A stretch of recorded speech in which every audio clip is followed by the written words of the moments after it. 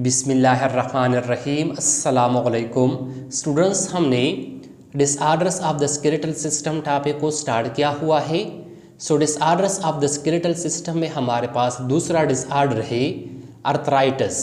आज के इस लेक्चर में हम अर्थराइटिस को डिस्कस करते हैं कि अर्थराइटिस ये स्केलेटल सिस्टम का कौन सा डिसऑर्डर है। अर्थराइटिस ये जोड़ों की बीमारी को कहते हैं, मतलब जब जोड़ों में इन्फ्लेमेशन पैदा हो जाता है और ये जोड़े ख़राब हो जाते हैं और फिर इस इंसान को इस जोड़ों में जो है ना बहुत ज़्यादा दर्द होता है, बहुत ज़्यादा तकलीफ़ महसूस होता है और ये जो है ना इस जोड़ों पर जो बोन्स होती है उस बोन्स को हरकत नहीं दे सकते, उस बोन्स को हरकत देने में मुश्किलात होती है। ऐसी बीमारी को अर्थराइटिस कहते हैं। अब अर्थराइटिस का डिफिनीशन है, arthritis is the disorder of joints. Arthritis ये जॉइंट्स का बीमारी है वेयर दे गेट इन्फ्लेम्ड, जिसमें ये जॉइंट्स इन्फ्लेम हो जाते हैं, मतलब जिसमें इस जॉइंट्स में जो है ना इन्फ्लेमेशंस पैदा हो जाता है। वो बीमारी जिसमें जॉइंट्स में इन्फ्लेमेशंस पैदा हो जाता है, ऐसी बीमारी को अर्थराइटिस कहते हैं। इसके साथ ये जो अर्थराइटिस का बीमारी है, this is a degenerative disease, ये एक डीजेनरेटिव डिजीज़ है क्योंकि दे डैमेज द जॉइंट्स परमानेंटली। इसमें ये जो जॉइंट्स होती है ये जो है ना परमानेंटली डैमेज हो जाते हैं। जब अर्थराइटिस में एक दफ़ा ये जॉइंट जो है ना वो डैमेज हो जाते हैं तो फिर ये जॉइंट जो है ना वो रिकवर नहीं हो जाते, ये जॉइंट जो है ना वो ठीक नहीं हो जाते क्योंकि अर्थराइटिस में जो है ना ये जॉइंट्स ये परमानेंटली डैमेज हो जाते हैं। तो हमारे पास अर्थराइटिस का डिफिनेशन के अर्थराइटिस जो है ना ये स्केलेटल सिस्टम का कौन सा बीमारी है, अर्थराइटिस कैसे कहते हैं। अब आते हैं टाइप्स ऑफ अर्थराइटिस की तरफ कि अर्थराइटिस के कितने अकसाम है।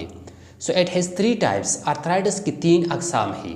इसमें अर्थराइटिस का पहला किस्म है ऑस्टियोआर्थराइटिस। ऑस्टियोआर्थराइटिस का डिफिनीशन है the common type of arthritis. Osteoarthritis ये अर्थराइटिस का एक कॉमन टाइप है, एक आम किस्म है, इन विच कार्टिलेज इज अफेक्टेड, जिसमें जॉइंट्स पर बोन्स के एंड के इर्द गिर्द जो कार्टिलेज होती है वो कार्टिलेज जो है ना अफेक्टेड हो जाती है and started to wear away over time, और ये जो है ना वक्त गुजरने के साथ साथ जो है ना इस बोन्स के इस एंड से जो है ना वो ख़त्म हो जाते हैं, वो जो है ना वियर अवे हो जाते हैं। अर्थराइटिस के इस किस्म को जो है ना ऑस्टियोआर्थराइटिस कहते हैं। मिसाल के तौर पर लेट सपोज ये दो जो है ना हमारे पास बोन्स है, अब और ये जो है ना इनके दरमियान जो है ना वो जॉइंट्स है। इस जॉइंट्स पर इस बोन्स की जो एंड्स होती है, इस एंड के इर्द गिर्द जो है ना कार्टिलेज मौजूद होती है। इस ऑस्टियोआर्थराइटिस में जो है ना इस जॉइंट्स पर इस बोन्स के इस एंड पर जो कार्टिलेज मौजूद होती है ये कार्टिलेज अफेक्टेड हो जाती है। ये कार्टिलेज जो है ना ये आहिस्ता आहिस्ता जो है ना इस बोन्स के इस एंड से जो है ना ख़त्म हो जाते हैं और फिर ये जो बोन्स होती है ये बोन जो है ना डायरेक्टली कांटेक्ट में जो है ना आ जाते हैं। अब ऐसे अर्थराइटिस को या अर्थराइटिस के इस किस्म को जो है ना स्टूडेंट्स ऑस्टियोआर्थराइटिस कहते हैं। अर्थराइटिस का वो किस्म जिसमें जो है ना जॉइंट्स में बोन्स के एंड पर जो कार्टिलेज मौजूद होती है वो कार्टिलेज अफेक्टेड हो जाती है और वो कार्टिलेज जो है ना आहिस्ता आहिस्ता जो है ना वो ख़त्म हो जाते हैं। अर्थराइटिस के इस किस्म को जो है ना ऑस्टियोआर्थराइटिस कहते हैं। तो हमारे पास अर्थराइटिस का पहला किस्म ऑस्टियोआर्थराइटिस। अब अर्थराइटिस का दूसरा किस्म हमारे पास रिमोटॉइड अर्थराइटिस। अब रिमोटॉइड अर्थराइटिस का डिफिनीशन है this is auto immuno disease. ये जो है ना एक ऑटो इम्यूनो डिजीज़ है। ऑटो इम्यूनो डिजीज़ का मतलब है कि इसमें जो है ना इंसान का जो अपना इम्यूनो सिस्टम होता है ये जो है ना हेल्थी जॉइंट्स पर अटैक करते हैं और जब इंसान के बॉडी का अपना इम्यूनो सिस्टम वो जो है ना हेल्थी जॉइंट्स पर अटैक करते हैं ये जो है ना इस हेल्थी जॉइंट्स में जो है ना इन्फ्लेमेशंस काज करते हैं और फिर इस इन्फ्लेमेशंस की वजह से जो है ना स्टूडेंट्स अर्थराइटिस का बीमारी जो है ना वो लग जाता है।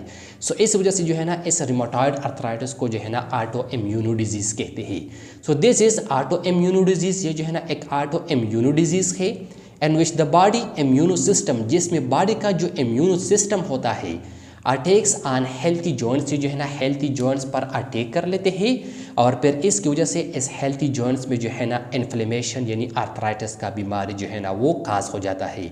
अब ऐसे अर्थराइटिस को जो है ना रिमोटॉइड अर्थराइटिस कहते हैं। तो हमारे पास अर्थराइटिस का दूसरा किस्म।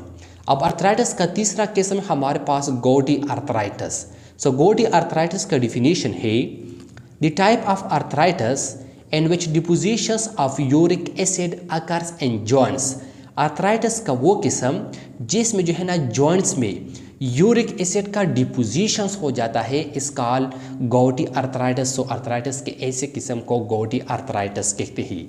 तो स्टूडेंट जब जो है ना यूरिक एसिड जो है ना ये जॉइंट्स में डिपॉजिट हो जाते हैं, मतलब जब ये यूरिक एसिड जो है ना ये क्रिस्टल्स की शक्ल में जॉइंट्स में जो है ना जमा हो जाते हैं, जॉइंट्स में जो है ना इसका डिपोजिशंस हो जाता है। सो इसकी वजह से भी जो है ना स्टूडेंट्स इस जॉइंट्स में जो है ना इन्फ्लेमेशंस काज हो जाता है, और इस इन्फ्लेमेशंस की वजह से जो है ना स्टूडेंट्स इस इंसान को जो है ना आर्थराइटिस का बीमारी लग जाता है, और फिर ऐसे आर्थराइटिस को जो है ना गॉटी आर्थराइटिस कहते हैं। सो आर्थराइटिस का वो किस्म जिसमें जॉइंट्स में जो है ना यूरिक एसिड का डिपोजिशन हो जाता है, सो आर्थराइटिस के ऐसे किस्म को गॉटी आर्थराइटिस कहते हैं।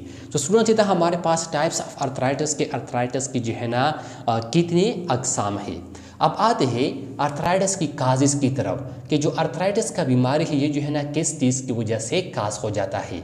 सो आर्थराइटिस का बीमारी जो है ना ये वायरल इन्फेक्शंस की वजह से काज हो जाता है, मतलब जो वायरस जो है ना ये इस जॉइंट्स पर जो है ना अटैक कर लेते हैं, सो इसमें जो है ना आर्थराइटिस का बीमारी काज कर लेते हैं। इसके साथ इंजरी की वजह से जो है ना ये आर्थराइटिस का बीमारी काज हो जाता है, मतलब जब किसी इंसान जो है ना वो गिर जाता है या कोई और एक्सीडेंट हो जाता है इसके साथ, और इसकी वजह से जो है ना इस इंसान की जो जॉइंट्स होती है वो जो है ना ज़ख्मी हो जाते हैं, इंजरी हो जाते हैं। सो इसकी वजह से भी जो है ना आर्थराइटिस का बीमारी काज हो जाता है।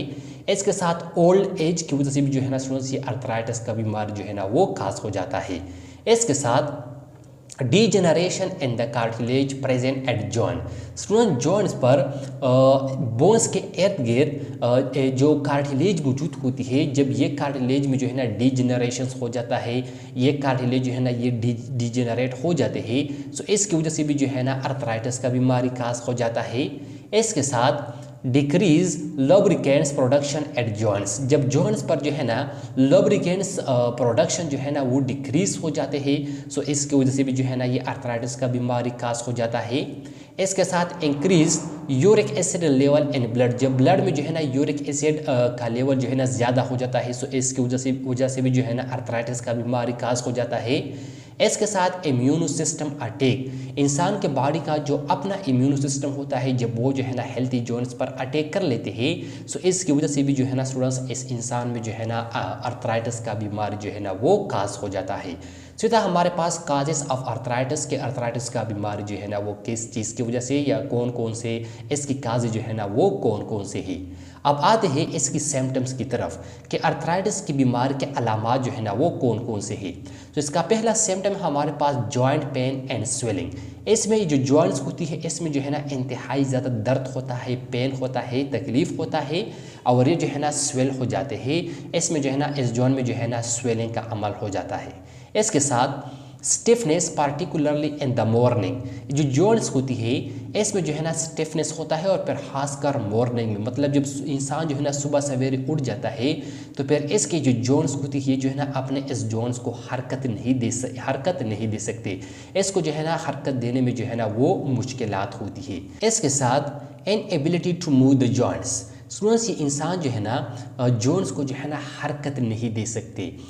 ये इंसान को जो है ना इस जॉइंट्स में जो है ना जो बोन्स होती है उस बोन्स को जो है ना हरकत देने में यानी मूवमेंट देने में जो है ना बहुत ज़्यादा मुश्किलात होती है। इसके साथ the joints are red and hot. जो जॉइंट्स होती है ये जो है ना रेड होती है और हार्ड हो जाती है। सीधा हमारे पास सिम्टम्स ऑफ आर्थराइटिस की बीमारी के अलामात जो है ना वो कौन कौन से हैं। अब आते इसकी ट्रीटमेंट की तरफ कि इस आर्थराइटिस की बीमारी का इलाज जो है ना वो क्या है। So using pain killers and anti inflammatory medicines. Students इस दौरान जो है ना पेन किलर इस्तेमाल करना, इस पेन किलर की वजह से जो है ना जो इंतहाई ज़्यादा दर्द होता है, तकलीफ़ होता है, वो जो है ना ज़रा सा कम हो जाता है, और इसके साथ एंटी इन्फ्लेमेटरी मेडिसिन जो है ना वो इस्तेमाल करना। इसके साथ फिज़िकल थेरेपी या फिजियोथेरेपी जिसको हम एक्सरसाइज कहते हैं, इस फिज़िकल थेरेपी की वजह से भी जो है ना स्टूडेंट्स हम इस जॉइंट्स की बीमारी को जो है ना काफ़ी हद तक ठीक कर सकते हैं।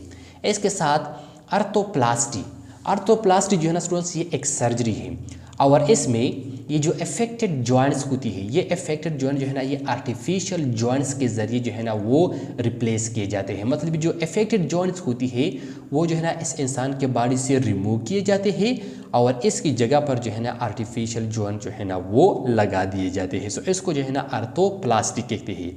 इसके साथ reduce body weight, body weight को जो है ना कम करना, बॉडी का जो वज़न होता है उसको जो है ना कम करने की वजह से भी जो है ना स्टूडेंट्स हम इस आर्थराइटिस की बीमारी से जो है ना वो अपने आप को बचा सकते हैं। इसको जो है ना स्टूडेंट्स हम काफ़ी हद तक जो है ना वो ठीक कर सकते हैं। तो स्टूडेंट्स ये था हमारे पास disorders of the skeletal system में दूसरा डिसऑर्डर आर्थराइटिस। और ये जो है ना स्टूडेंट्स हमारे पास क्लास 10th के बायोलॉजी में chapter number 3 support in movement में जो है ना स्टूडेंट्स आखिरी टॉपिक था। स्टूडेंट्स इंशाल्लाह नेक्स्ट लेक्चर में जो है ना हम जो है ना चैप्टर नंबर 14 को स्टार्ट करेंगे। तो स्टूडेंट्स अगर आपने अभी तक हमारे इस चैनल को सब्सक्राइब नहीं किया है तो काइंडली आप हमारे इस चैनल को सब्सक्राइब करें और इसके साथ जो है ना इस वीडियो को लाइक और शेयर भी जो है ना स्टूडेंट्स वो ज़रूर करें। स्टूडेंट्स हाँ इंशाल्लाह हम नेक्स्ट लेक्चर में मुलाकात करेंगे।